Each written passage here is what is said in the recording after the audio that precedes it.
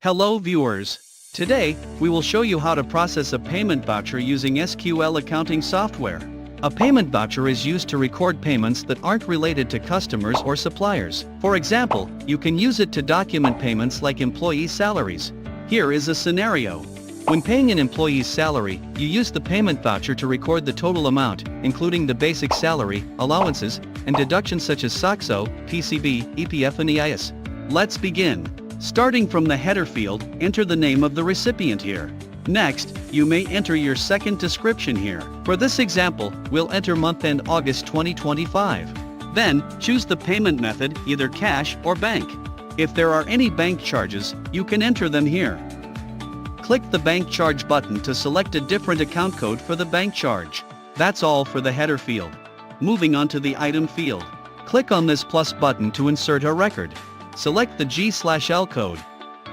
Then key in the descriptions and amount. Repeat these steps to add another G/L code if necessary.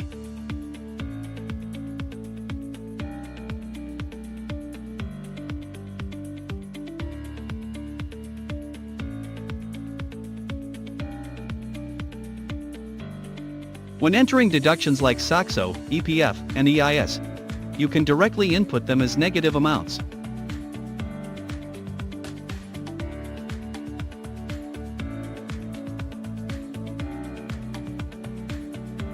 One of SQL's strengths is its ability to handle negative entries seamlessly, so users don't need to create a separate journal entry to post deductions.